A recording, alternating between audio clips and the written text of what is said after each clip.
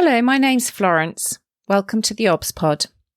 I'm an NHS obstetrician, hoping to share some thoughts and experiences about my working life. Perhaps you enjoy Call the Midwife, maybe birth fascinates you, or you're simply curious about what exactly an obstetrician is. You might be pregnant and preparing for birth. Perhaps you work in maternity and want to know what makes your obstetric colleagues tick, or you want some fresh ideas and inspiration. Whichever of these is the case, and for that matter, anyone else that's interested, the theobspod is for you.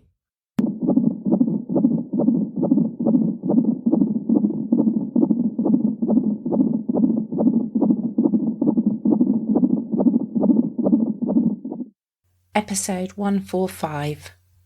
Born Before Arrival. In the profession, we call this BBA for short. Born before arrival. What does that even mean? The definition of born before arrival of a midwife is a woman booked for hospital birth who unintentionally labours and gives birth without the support or presence of a midwife or obstetrician. It also includes women who planned to give birth at home but give birth before the midwife arrives. This is not the same as free birth or unassisted birth, where the woman is intentionally giving birth without medical or midwifery assistance. I might cover that in a different episode. It's difficult to find the rates of BBA, interestingly. If you interrogate the National Maternity Data Set, BBA, born before arrival, isn't included. And equally, if you look at the ONS data, I couldn't seem to find a statistic for BBA. ONS being the Office of National Statistics. I'm interested in this because how can we tell whether we're providing a suitable service or not, or whether our rates of BBA are an outlier in comparison with other hospitals?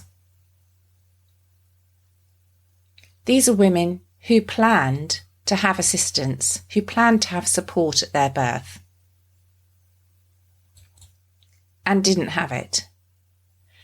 And sometimes that can be the labour is relatively silent and a woman didn't realise she was in labour, and then suddenly she had some mega contractions and a baby arrived. That's true. But my worry is that for some of these women, they may have been ringing our triage services. They may have been talking to members of maternity staff. And because we want women to stay at home during the early stages of labour, get the labour well established and be comfortable in their own home and not come into hospital too early, we encourage them to stay home, take a bath, maybe take some paracetamol, and not to come to us too early. Some of those women may also end up inadvertently being a BBA. And one could argue that if the woman laboured well and she and her baby are well, how much does it actually matter? But to me it does matter, because psychologically that woman, that family, that couple, they wanted the support of a health professional at that time, and we let them down. I remember on occasion having to look into this when I was in a management position, and people were unhappy with the care they'd received and they'd had a BBA. And it was difficult then to try and benchmark ourselves against other hospitals and find out what are the rates of BBA and how did we compare. And we did a little audit to look at the outcomes of the women that had had a BBA. And interestingly, when thinking about this topic and preparation for this episode, one of the few articles I found about BBA was in the British Journal of Midwifery, and it was entitled Born Before Arrival, Supervision in Action. And it related to some auditing and incident reporting done by the supervisors of midwives, who are now renamed the Professional Midwifery Advocates, to look at the rate of born before arrival in Birmingham.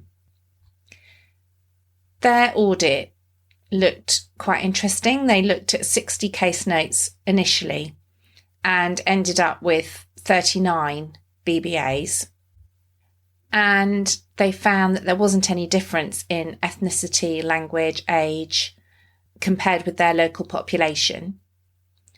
The majority of women, 90%, were multiparous. That is, they were having their second or subsequent baby. Number of weeks was mainly 39 to 41. All 39 women had booked and received care during pregnancy and were admitted via ambulance. 59% of women were considered suitable for midwifery-led care, and 41% were considered to be, in inverted commas, high risk for labour and therefore needing some obstetric input. Interestingly, back to my point about when we're encouraging people to stay at home, leave things too late, they found in their audit that 64% had made no contact with a midwife prior to giving birth. In other words, these were potentially unavoidable. But 14 women had made contact, that's 36%. Of those, 4 had made contact within half an hour before the birth and therefore may not have been able to get to hospital in time. But 5 of the women had already telephoned and described signs of early labour. They also looked at the timing of BBAs, and unsurprisingly, the majority were happening at night, with 79% happening out of hours, so between 5 p.m. in the evening and 8 a.m. in the morning. Weirdly, they only documented skin to skin in 39% of babies, and a couple of babies were transferred in with low temperature.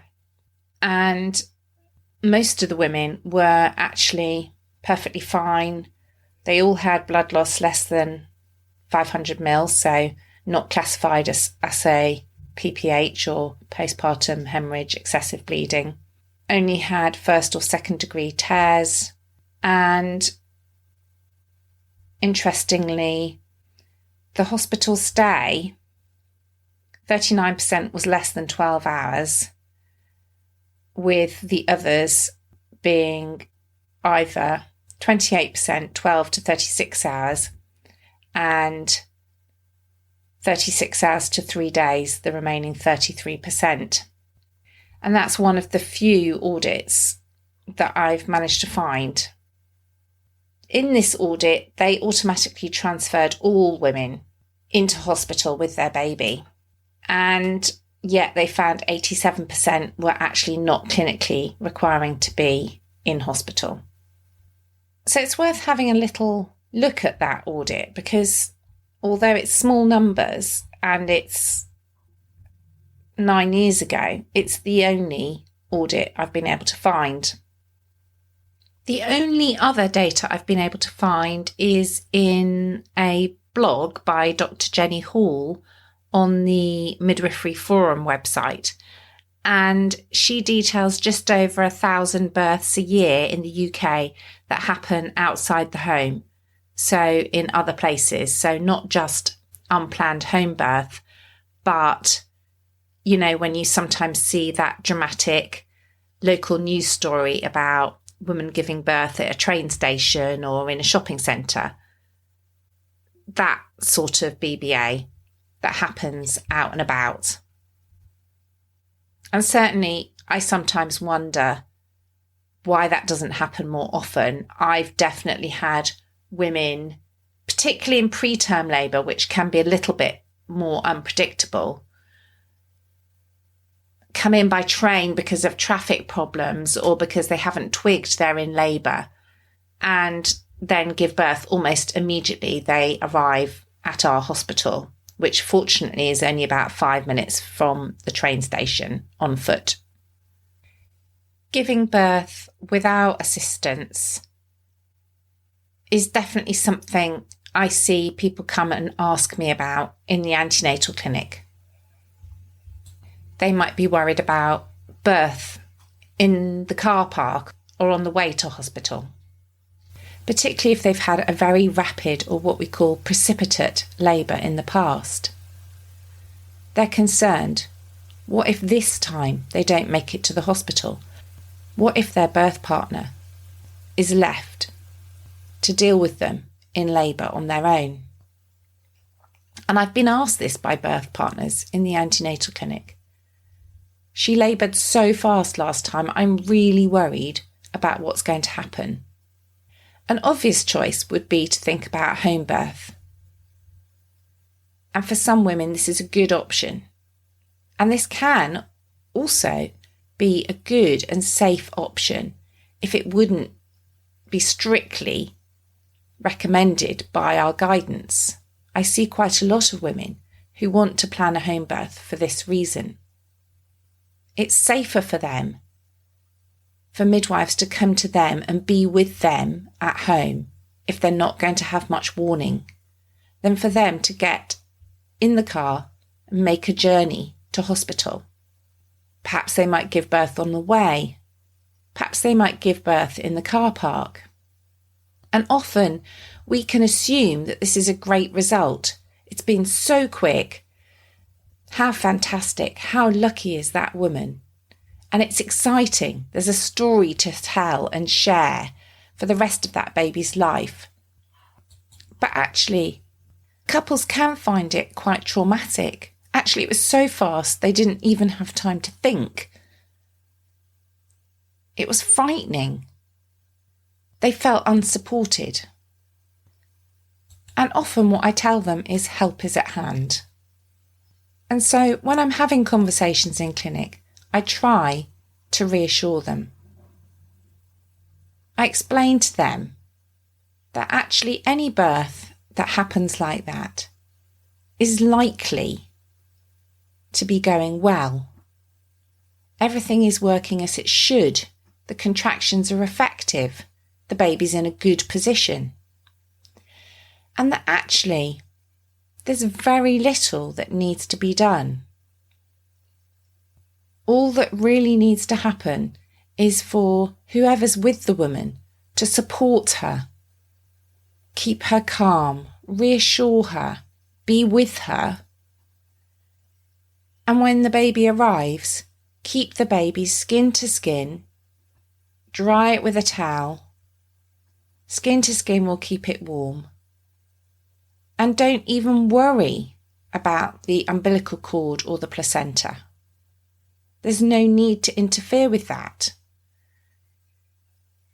You'll know if you've listened to my episode on cord blood that actually we don't need to cut and clamp the umbilical cord. There's no need to worry about tying it and cutting it. All you need to do is leave it be. I've also explained to couples that if they dial 999, they will get an ambulance dispatcher who will talk to them, who will keep them on the phone until an ambulance arrives. So they won't be alone. There will be somebody who can keep talking to them, who can tell them what they should or shouldn't be doing.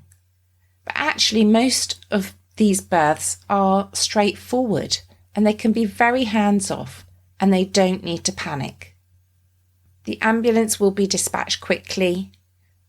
The dispatcher will stay on the phone until the ambulance arrives, giving them some support, albeit over the phone. And we will usually dispatch a community or home birth midwife out to them too.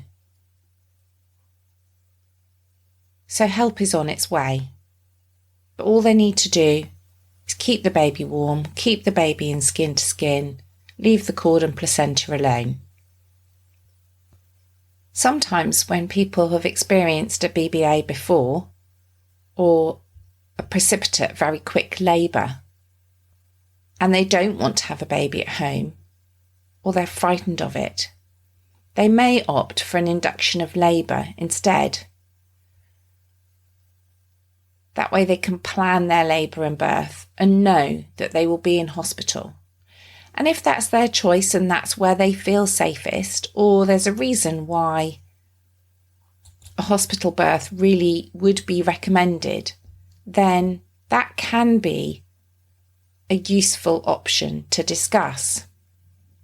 But they do need to be aware of the complications and problems that induction could potentially cause. When I was preparing this episode, I also had a little look at our trust guidance, because often I meet women who've had a baby, a BBA, when they're brought into hospital. Sometimes, of course, transfer to hospital by ambulance and with a midwife is of benefit.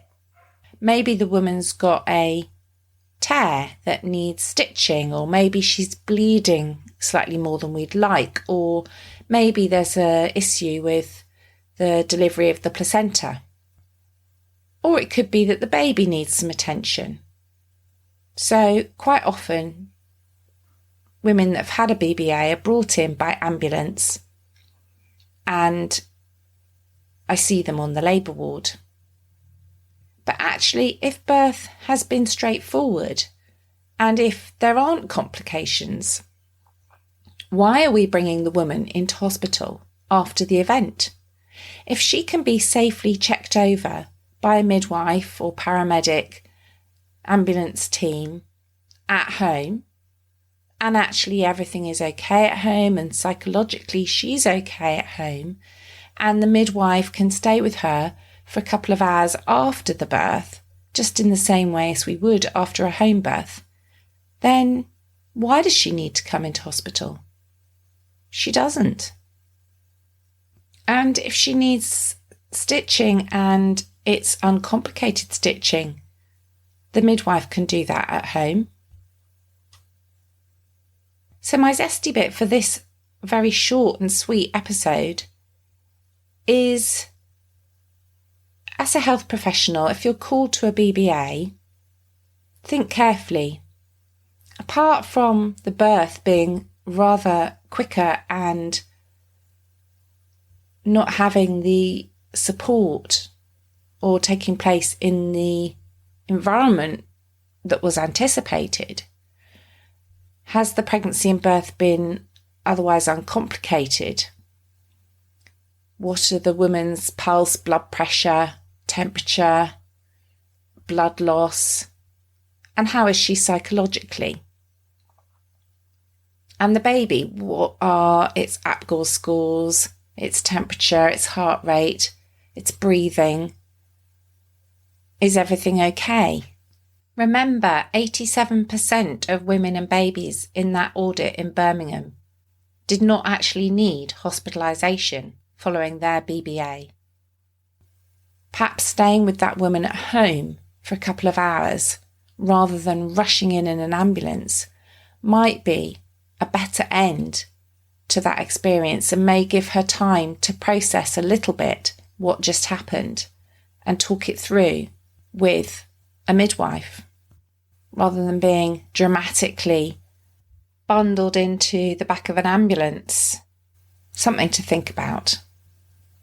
And if you're prospective parents listening to this, or maybe you had a BBA before, or maybe you had a very quick labour before, think about home birth. But if you are caught on the hop and labour happens suddenly, don't be frightened. Ring 999. The dispatcher will give you some support, and birth is a natural physiological process, and if it's happening that fast, chances are you don't need to do anything very much except keep your baby skin to skin and don't interfere I very much hope you found this episode of the theobspod interesting. If you have, it'd be fantastic if you could subscribe, rate and review on whatever platform you find your podcasts, as well as recommending the theobspod to anyone you think might find it interesting. There's also tons of episodes to explore in my back catalogue, from clinical topics, my career and journey as an obstetrician, and life in the NHS more generally.